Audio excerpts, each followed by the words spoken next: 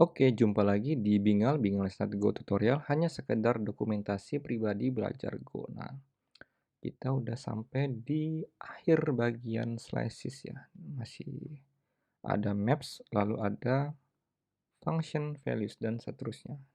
Tinggal dikit lagi sebenarnya. Nah, kita recap dulu di bagian slice tadi. Soal appending to a slice ya. Jadi di sini itu dia kalau kita run dulu ya. Kita run kayak gini, dia akan kapasitinya dia akan naik terus. Tapi seberapa banyak dia harus berkembang ya, menambahkan kapasiti ke dalam slice-nya itu, seberapa besar array yang baru, underlying array yang baru untuk slice-nya itu. Nah, itu kita mau cek di sini. Misalkan ya saya hapus ya. Katakanlah saya punya i itu adalah range ya. Kita udah belajar tentang range. Nah, ini saya mau bikin intinya indeks dari 0 sampai 1000 gitu ya. Di sini saya bikin lengthnya 1000. Nah, di sini untuk setiap i, jadi dari 0 sampai 99 kita mau append ya ke s. Append i ke s. I. Terus untuk setiap bisa gini dulu lah. Lalu kita di sini kita print apa tadi perintahnya? Dia udah kasih kita functionnya s. Nah, saat lengthnya itu 1000, yaitu dia ketambahan dari 0 sampai 99 tadi ya, maka kapasitinya itu 1280. Nah, sekarang kita kurangin ini 500. Nah, dia jadi 512 dan seterusnya, misalkan 250. Nah, dia jadi 256. Jadi ada limit ya. Kalau kita 10 di sini, nah dia jadi 16. Jadi dia akan mikir sendiri gimana caranya biar kalau dia di append, dia akan terus cukup gitu. Nah, itu ceritanya. Lalu, oke, jadi dia bilang juga di function append ini, yang di slash ini dia itu ada return-nya. Jadi kalau saya katakanlah gini ya, ini kan udah keisi 0 sampai 9 ya, slash kita. Jadi S-nya itu misalkan gini, format print line append S, 100. Nah, apa yang terjadi? Dia akan membuat penambahan elemen di dalam print line. Tapi apa yang sebenarnya terjadi di slice-nya kita? Nah, slice kita itu nggak bertambah apa-apa. Kenapa? Karena kita belum assign ya return value dari si append ini ke dalam S-nya. Jadi yang harus kita bikin tuh sebetulnya kayak gini. Kalau pengen mau seperti ini. Nah, itu S-nya itu akan ketambahan. Lengthnya jadi 11 dan di bagian akhir dia akan ketambahan value 100. Nah, seperti itu ya. Terus recap lagi di bagian yang agak rumit ya, yang kemarin tentang ini bikin apa kemarin?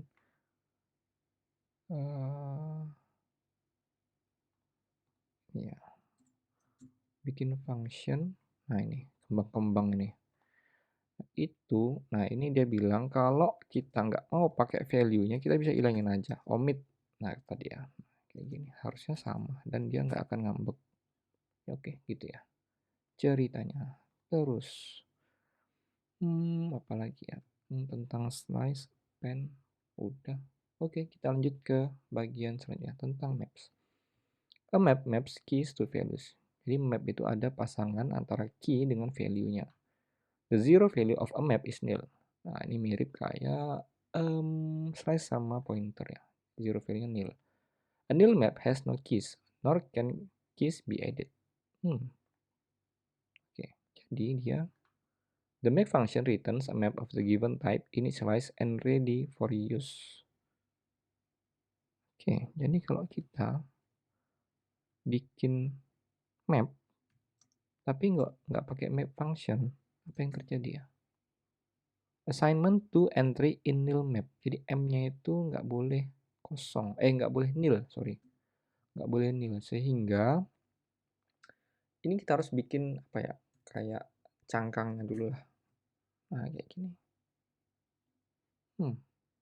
Oke. Kalau dia itu slash, boleh nggak ya? Slash, boleh-boleh aja ya. Saya punya slash. Var as slash of integer misalnya. Lalu saya bikin, ini juga nggak boleh ya berarti. Kita harus bikin make dulu ya. Make s itu make integer walaupun dia kosong ya. Begini boleh nggak? Index out of range. Jadi emang harus dibikin cangkangnya dulu ya.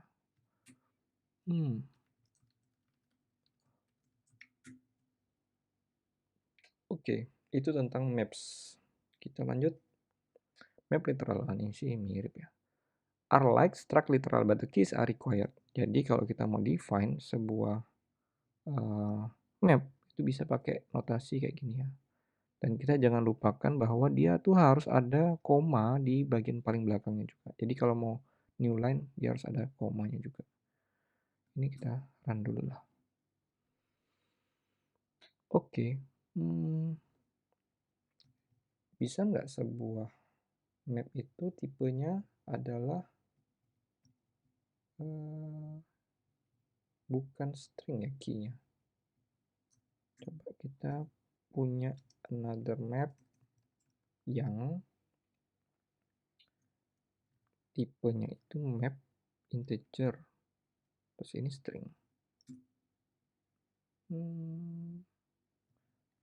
Dia harus pakai make ya. Coba ini aja. Itu sama dengan make map string. Oke, boleh. Sekarang kita print. Oke, terus another map. Nah, ini kita pakai string literal.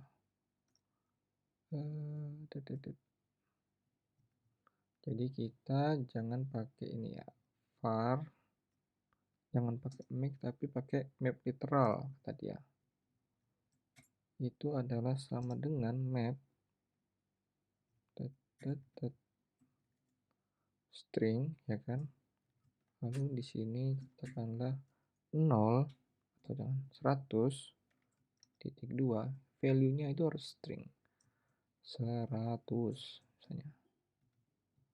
Another map kita print. Apa yang terjadi? Kayak gitu ya kira-kira. Bisa nggak? Jadi di dalam map itu dia harus ada key dan value ya. Key-nya malah lebih penting. Oke, kita lanjut dulu. Map literal. If the top level type is just a type name, you can omit it from the elements of the literal. Jadi tadi kalau dia itu ininya sama dengan nama ininya ya, tipenya, kita bisa hilangin. Mirip yang tadi ya berarti. Tadi kan ini string. Jadi gini, string ini enggak sih? Sama nggak? Invalid composite literal type string. Nggak boleh, harus hilang. Coba lagi. Yang ini dia struct. Oke, jadi ini nggak bisa gini, harus langsung aja. Oke.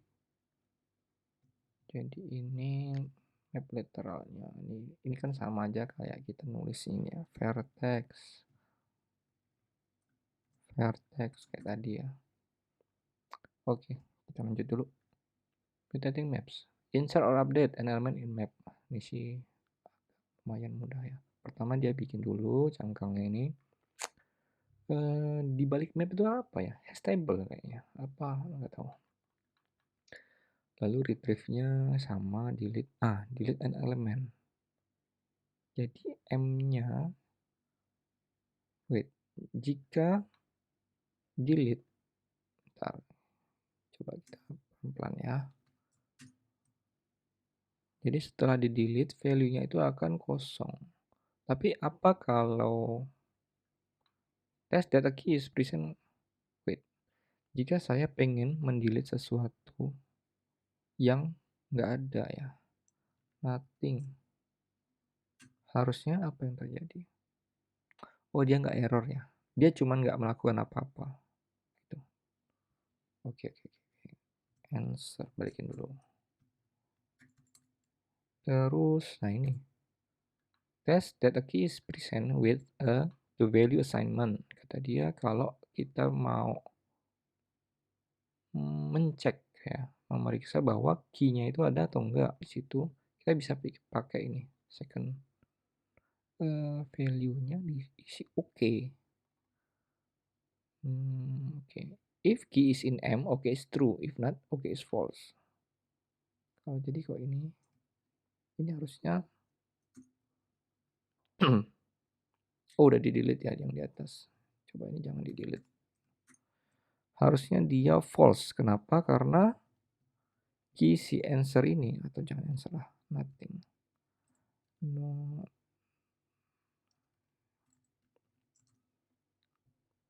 Dia nggak bisa dapetin true karena jadi oke-nya itu nggak akan true karena ini dia nggak dapat ya kan. If key is not in the map, then element is the zero value for the map's element type. Oh, V-nya jadi 0. Kenapa 0? Karena dia integer. Oke. Jadi kalau ini tuh boolean misalkan, maka dia zero value-nya, V-nya ini akan false gitu ya. Note, if element or OK have not yet been declared, you could use a short declaration form. Elemen OK. Ini sama aja.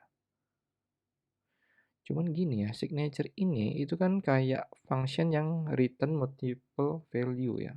Tapi kenapa dipakai juga buat di sini? Jadi kalau misalkan kayak gini, misalkan ya.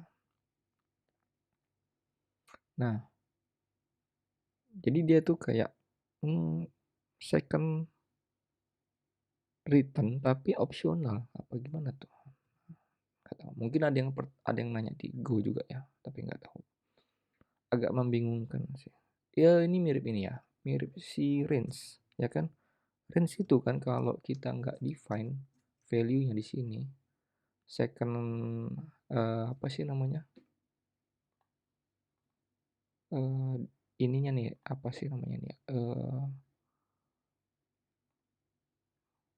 Second elemennya ya. Jadi kalau misalkan gini, make, misalnya saya punya slice of integer. Terus, nah ini kan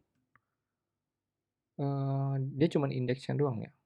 Tapi bisa juga kayak gini, V. Nah, jadi bisa kepakai, bisa enggak.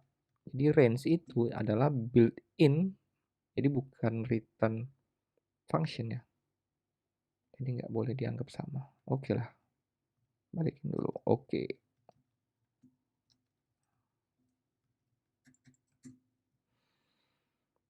Oke, kita lanjutkan. Next, kita kemana nih? Exercise, oke. Ini ngeri-ngeri juga exercise. Implement word count. Hitung kata ya. It should return a map of the counts of each word in the string S. S. Oke, jadi kalau dia bilang implement ini, ekspektasinya adalah si function main-nya itu jangan diapa-apain. Ya kan? Dia bilang word count ini package ya. Ini apa sih? Package ya. Package word count.test ini package word count function test itu akan melakukan test against the provided function and print success or failure. You might find strings.field helpful. Dia kasih clue nih. Bentar. Jadi dia expect.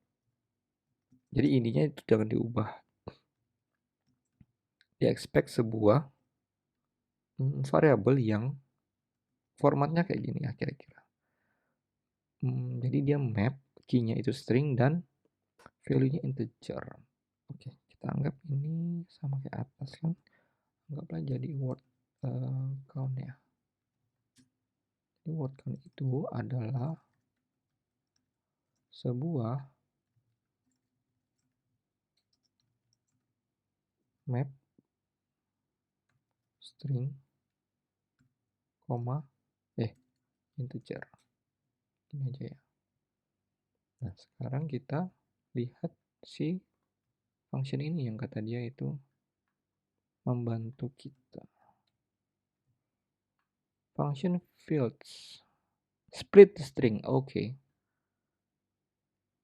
One concept what split character is defined by Unicode is space, returning a slice of substring of S or an empty slice if S contain only white space.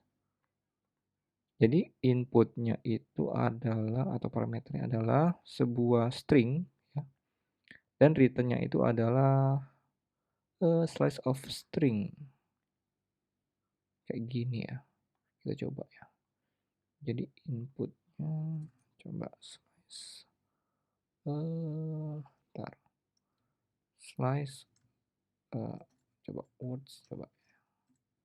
words-nya itu adalah dibilang kan pakai strings dot fields s ini ya. Ntar kita coba print dulu ya. Format dot print line words boleh nggak? Undefined strings. Oh, harus di package juga ya. Fail, I'm learning Go. Oke. Kita nggak bisa meraba-raba aja kita. For harus ada loop ya. Jadi setiap words ya v aja atau word aja coba.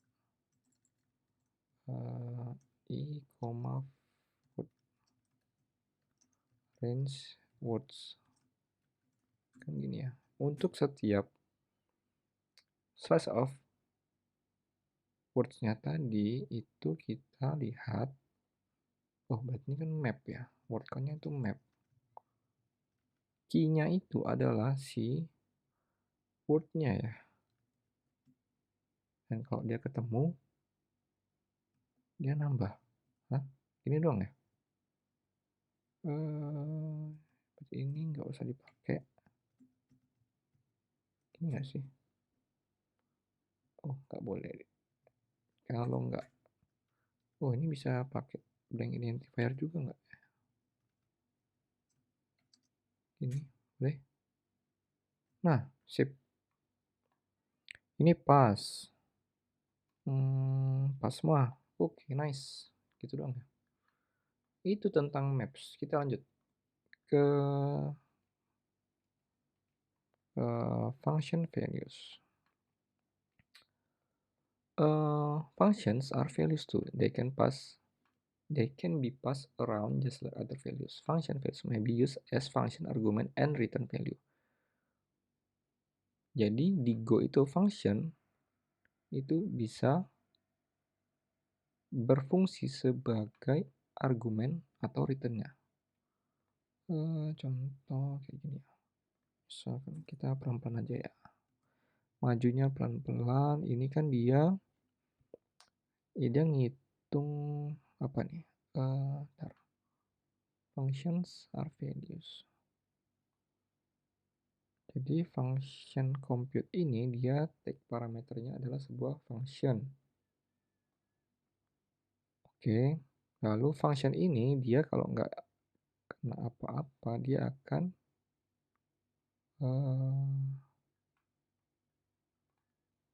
ini harusnya kan dia panggil hypod itu adalah sebuah function. yang mana dia akan mencari sisi miring dari sisi siku ya. Ini harusnya 5 sama 12 ya berarti 13. Enggak, oke. Lalu compute ini dia terima sebuah function hypot, yang mana dia itu akan menghitung sisi miring dari 3 dan 4. Ini harusnya 3 sama 4, 5, benar nggak ya? Oke ya, benar ya. Lanjut, kita ke compute math.pow. Oke, jadi dia kirim function math.pow ini ke dalam ini. Ini kan sama juga kayak gini ya. Tolong compute-kan math.pow ini gitu kan. Sehingga hasilnya itu 3 pangkat 4. 9 kali 9, 81. Benar nggak ya? Oke. Cuman ya agak lumayan sulit dibaca juga ya daripada kayak gini. Tapi lebih fleksibel ya kalau kita punya function yang intinya dia punya parameter sama return-nya itu semuanya sama. Oke, kita lanjut.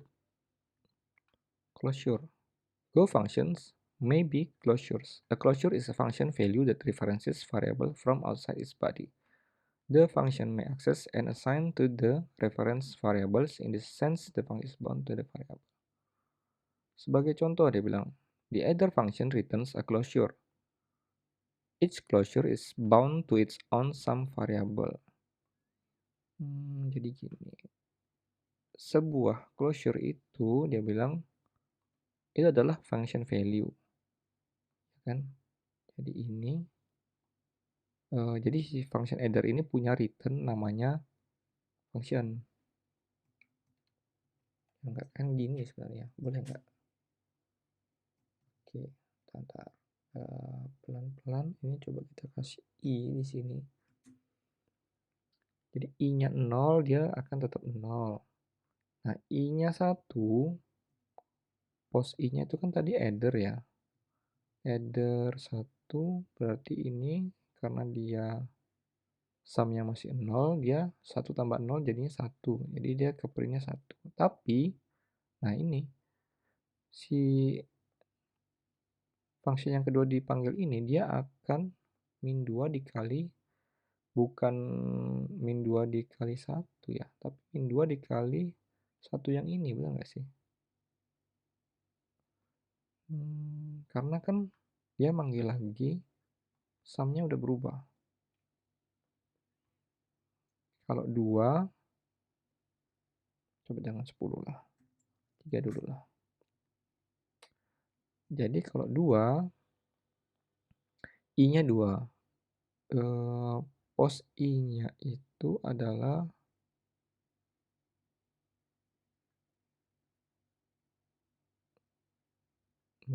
tadi kan ini ya. Tadi sum-nya itu 1. Berarti sum yang baru itu adalah i 2 ditambah sum yang lama 1, jadinya 3. Nah, karena sum-nya itu udah berubah, i-nya juga nggak pakai ini kan. Jadi i-nya itu pakai yang ini. Ini kan sama kayak gini ya. Ini agak membingungkan kalau nggak beda baris. Header, ya. Next. Sama kan. Enggak. Coba misalkan ini dipanggil terpisah. Oke. Kita panggil di bawahnya. Next. Berapa tadi? Min 2. 2 dikali i.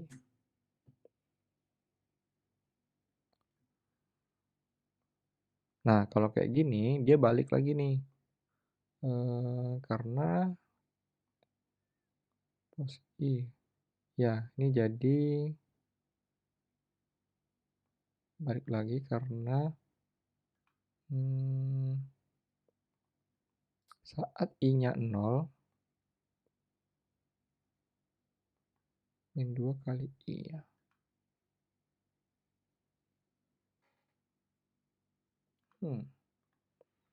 Ya, karena dia jadi loop yang terpisah ya. Kalau dia ditambahkan di sini, coba.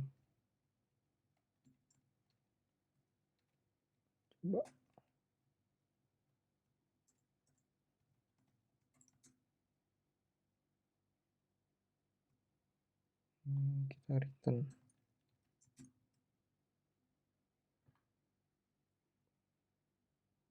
Oke, misalnya dia 0, 0. Min 2, 0.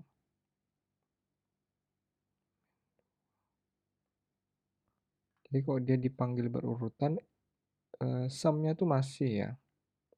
Jadi dia sum-nya tuh pakai yang sebelumnya. Sebenarnya untuk memahami closure ini mungkin mirip dengan apa ya? Anonymous function ya. Jadi dia kan ini kan sebenarnya function tapi nggak ada namanya gitu loh. Oke, itu tentang closure. Nanti kita lihat implementnya kayak gimana ke depan. Fibonacci closure. Let's have some fun with functions. Implement a Fibonacci function that returns a function atau closure ya, that returns successive Fibonacci number.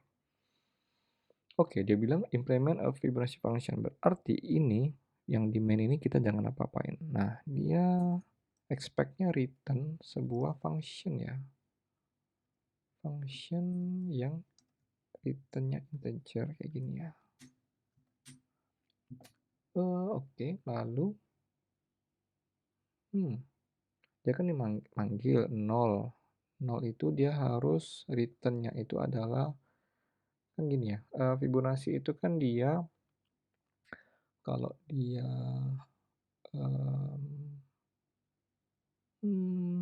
next ya. Next itu adalah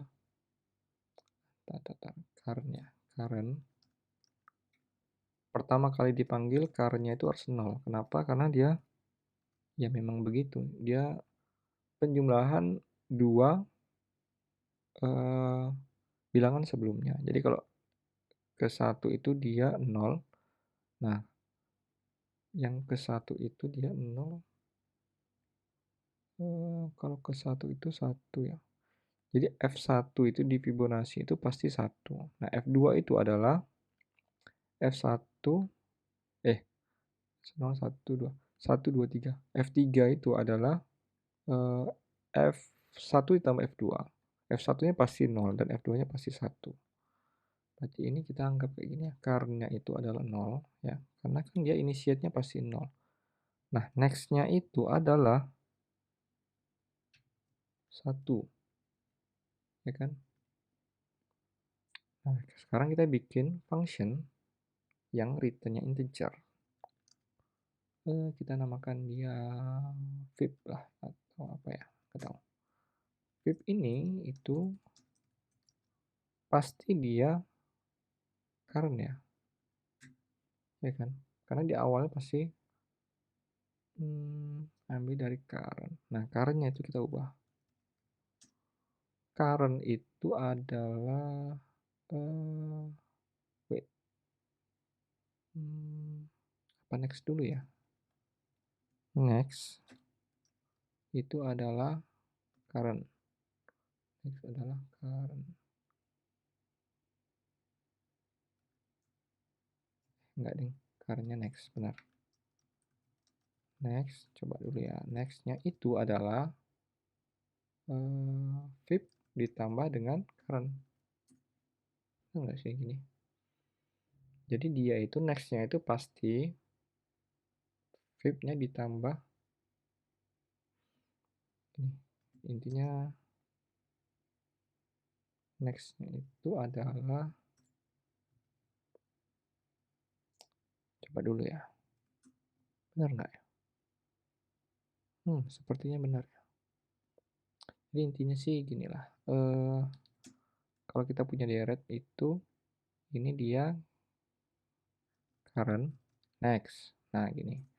Nah, saat iterasinya itu berjalan, si current-nya ini udah nggak dipakai lagi, hanya dijadikan value untuk selanjutnya. Nah, jadi next-nya ini itu akan menjadi current plus fib. Nah, si current-nya ini jadi next ya. Gitu ya, koma.